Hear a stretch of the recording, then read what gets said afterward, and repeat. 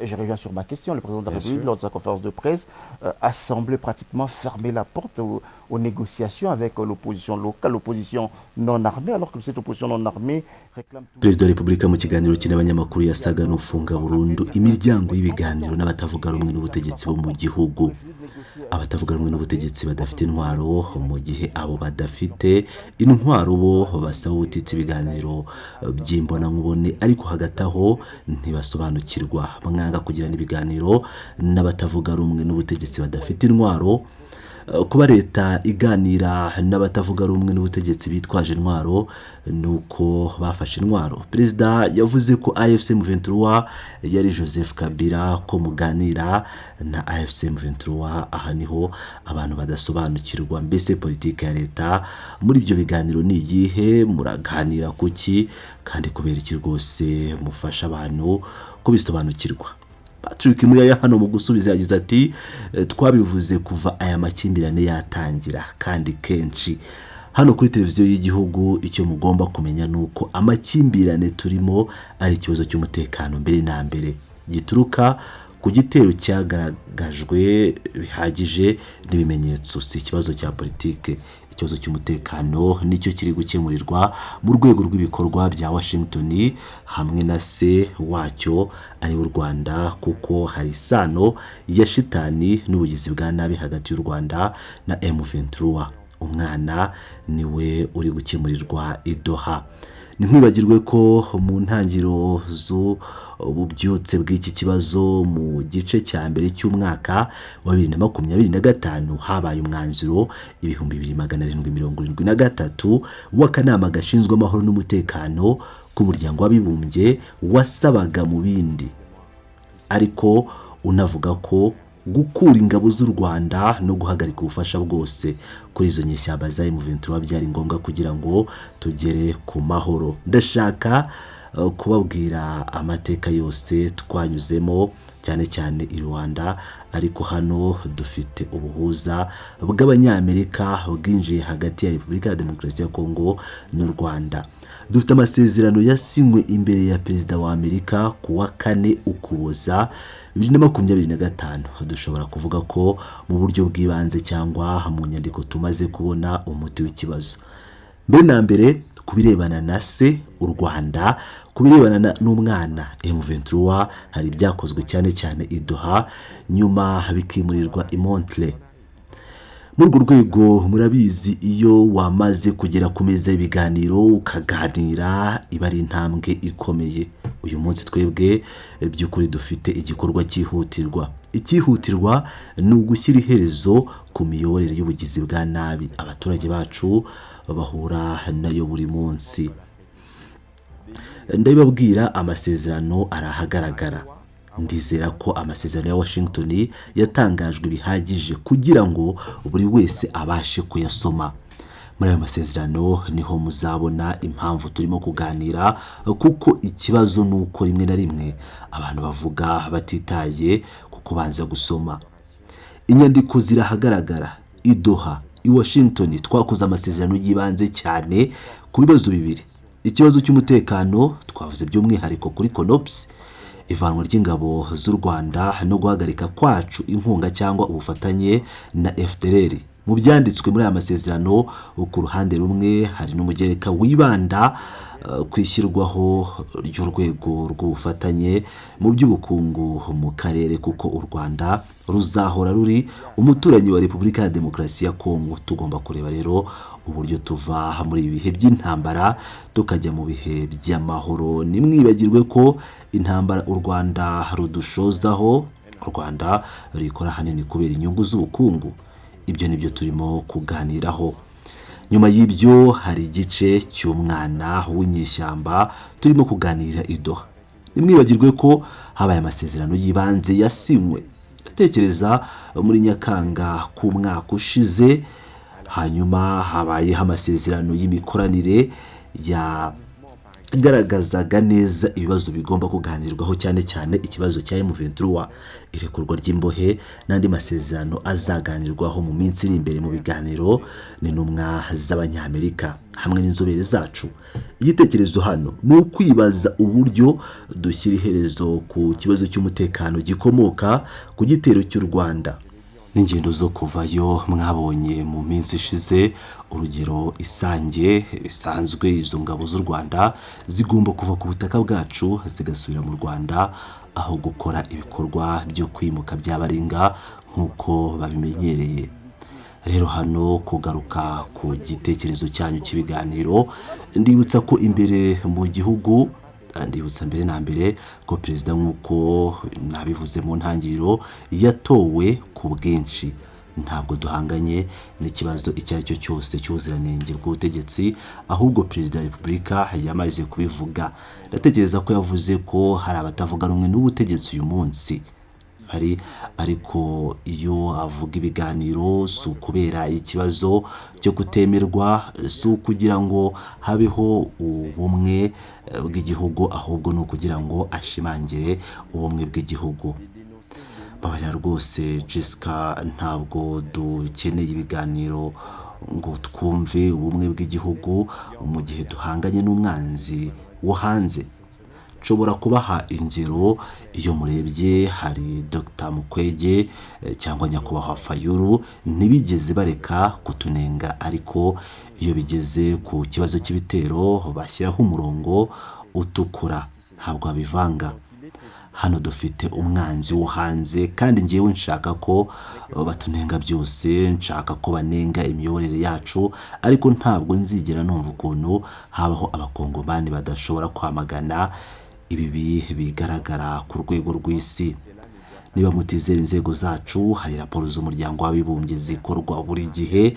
Hari n'indi raporo iheruka ya Human Rights Watch yasohotse muri iki cyumweru yerekana neza kandi nta gushidikanya ibyaha n'ubunyamaswa byakozwe na se Rwanda n'abana aribo M23 muri Uvira. Ntimwibagirwe urwego rw'ubutabera no kubazwa ibyakozwe muri byose byaganiriweho. Bityo rero biragaragara ko hari umwanzi wo hanze ugomba kwamaganwa. Ariko nyuma y'ibyo, nk'uko perezida wa repubulika yabivuze kandi akabisubiramo, yamaze kugaragaza ubushake bwe bwo kuganira n'abakongomani mu rwego rw'ibiganiro. Ariko nanone ibi ntabwo bigomba gukorwa n'abakongomani bagizwe aba KAGAME, kuko nta kamaro ko kugira ku meza y'ibiganiro abakongomani mu by'ukuri bazaba bahari gusa bagira ngo bakine imikino y'umwanzi. Igihe perezida wa repubulika yagiranaga ibiganiro avuga kuri perezida w'icyubahiro, mwamuvuze muri Kanama 2024, avuga kuri we ko yari AFC M23, benshi ntibari babyizeye. Ariko aho niho mbona isano. Iyo uganira na AFC M23 ubuganiriye n'uwahoze ari perezida ari we Joseph Kabila. Birumvikana rero byagombaga ko yigaragaza neza, kuko ubwo muri Werurwe ushize yakoraga ikiganiro n'ikinyamakuru New York Times agerageza kwitandukanya na M23 imurinda imucigira umutekano, kuko aba ari igoma kenshi. Ni se Kagame wavuze mu kiganiro cye yahaye Jeune Afrique, amaherezo yahishuye ukuri kutari kugihishe rwose, ko hari isano y'umubyeyi hagati ya perezida w'icyubahiro n'inyeshyamba za M23. Ni mukuru w'abandi, niba tugomba kureba amateka. Ibihano by'abanyamerika bije biza gusa byemeza ibyo twebwe twari twarabonye mu bihe byashize. Iby'ubutabera bwacu bwakurikiranye nibyo tubabaza. Ntitwari dukwiye kugera kuri ibyo, kuko hari inshingano yo kubaka no gushimangira demokarasi yacu nyuma y'ihererekanya butegetsi. Ariko ntimushobora kubikora hamwe n'abantu badafite ubushake, hamwe n'abantu batekereza ko bagomba kunyura mu maraso ku kiguzi icyo ari cyo cyose. Binyuze mu maraso bashobora kugerageza kugaruka ku buyobozi. Ibi ntabwo byemewe rwose. Nyakubahwa perezida wa repubulika yitabiriye irahira rya perezida wa Uganda. umunyamakuru yahise amubaza ati ikibazo cy'uyu munsi ni ukuri kwa Uganda habayeho hafi abaminisitiri 17 bari bahari basinye amasezerano, umubano umeze ute uyu munsi hagati ya Repubulika ya Demokarasi ya Kongo na Uganda? Patrick Muya mu kusubiza uyu munyamakuru yahise agira ati umubano ni mwiza, mwabonye ko Perezida wa Repubulika yagiyeyo, natwe twari duhari, twarakoranye, byumvikana ko hamwe na Uganda dufite ibyo tuganiraho, kimwe nuko twagira ibyo tuganiraho n'ibihugu byose duturanye, ariko ntimwibagirwe urugero ko dufite igikorwa cy'ingabo gihuriweho kiri gukorwa hagati ya Uganda natwe, kuko dufatanya guhangana n'iterabwoba rikorwa na ADF.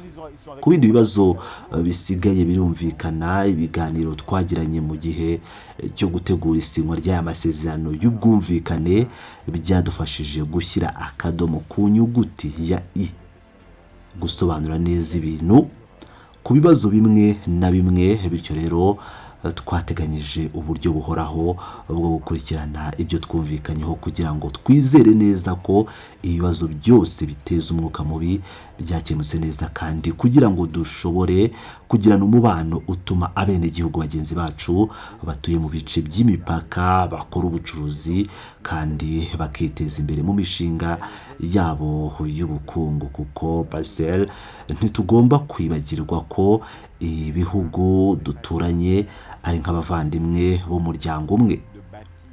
Uko byamera kose tugomba byanze bikunze gushaka uburyo bw'imikoranire budufasha gukorera inyungu z'abaturage bacu, kandi imishinga ikongera gushimangirwa binyuze muri komisiyo ihuriweho na Uganda hifashishijwe isinywa ry'amasezerano y'ubwumvikane. Ni muri urwo rwego kandi Perezida nawe yagiyeyo yitabiriye isinywa ry'aya masezerano hamwe na mugenzi we wa Uganda, kandi yaranitabiriye. Umunyamakuru yese agira ati ariko aho ibyo mwavugaga imyitwarire n'amagambo by'umugaba mukuru w'ingabo za Uganda ariwe muhungu wa Perezida Museveni, turumva ni nkaho batari kumwe natwe, reka tubivuge dutyo, ni nkaho batari kumwe na Uganda usibye twe.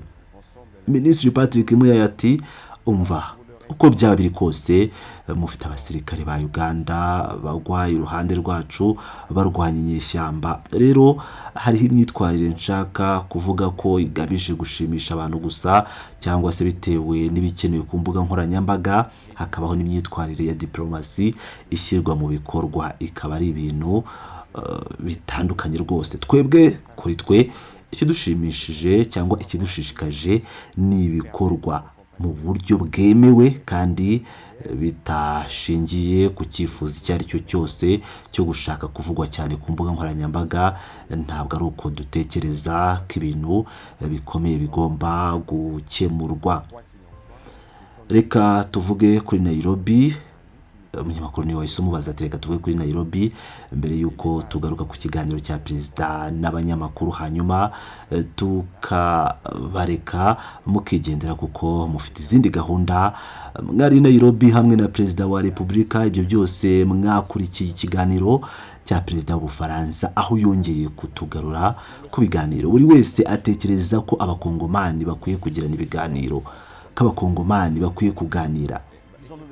Minisitiri Patrick Muya ati yega, ariko ndatekereza ko Perezida Macron ahagaze hakwiye kurushaho guhinduka.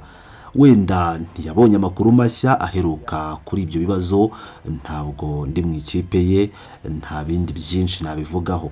Ibiganiro nibyo nababwiye kare, twebwe twamaze kujyana ibiganiro bya Washington n'u Rwanda, kandi muri ibyo biganiro n'u Rwanda twageze no ku musozo w'ibiganiro kuko twasinye amasezerano y'amahoro, kandi biragaragara na Perezida Macron arabizi kuko kuva mu masaha ya mbere y'aya makimbirane yagerageje buri gihe kugira uruhare mu gutuma habaho isubira ry'amahoro. Buri gihe ariko yakomwe mu nkokora n'ubushake buke bwa Perezida w'u Rwanda, kandi nubwo bushake buke bwa Perezida w'u Rwanda budindiza ishyirwa mu bikorwa ryiza ry'amasezerano. bwateye abahuza b'abanyamerika gufatira ibihano atari gusa abasirikare bashobora kwirukanwa ahubwo cyane cyane ingabo z'u Rwanda zigize inkingi y'ubukungu bw'u Rwanda. Ntimwibagirwe ko perezida w'u Rwanda mu magambo ye yashidikanyagaho yasezeranyaga ibihano, mbese navuga nte yasezeranyaga imperuka ku bari batanze ibihano. Ariko mwamwumvise mu minsi ishize yemera ingaruka z'ibyo bihano kandi ntibigomba guhagarara kuko abahuza b'abanyamerika bashishikajwe n'uko amasezerano yahawe perezida wabo ashyirwa mu bikorwa agahinduka impamo. Bityo rero perezida Macron akwiye gukomeza kwibutsa perezida w'u Rwanda inshingano ze zo kubahiriza ibyo bumvikanyeho. Kandi Ubufaransa kimwe n'umuryango w'ubumwe bw'Uburayi bukwiye, nk'uko perezida Macron ubwe yajyaga bivuga, kutagira kubogama cyangwa gukoresha ibipimo bibiri bitandukanye hagati y'ikibazo cya Ukraine kimeze nk'icya Repubulika ya Demokarasi ya Kongo, ku buryo Ubufaransa mu rwego rw'uruhare rwabwo mu muryango w'ubumwe bw'Uburayi bufata inshingano bugakoresha imbaraga bufite zituma perezida w'u Rwanda yubahiriza ibyo yemeye byateguwe n'Ubufaransa mu rwego rw'umwanzuro 2773 ariko n'ibiteganyijwe mu masezerano ya Washington. Réalité. Et donc le président Macron devrait constamment rappeler au président rwandais son obligation de respecter ce qui est convenu, et la France comme l'Union européenne devrait, comme le président Macron lui-même avait coutume de le dire, qu'il ne devrait pas y avoir de deux poids deux mesures entre la situation en Ukraine qui ressemble à celle de la RDC, pour que la France, dans le cadre de son rôle au sein de l'Union européenne, puisse s'assumer et utiliser des leviers qui permettent au président rwandais de respecter les engagements à la fois préparés par la France dans le cadre de la résolution 2773, mais aussi ce qui est prévu dans les accords de Washington.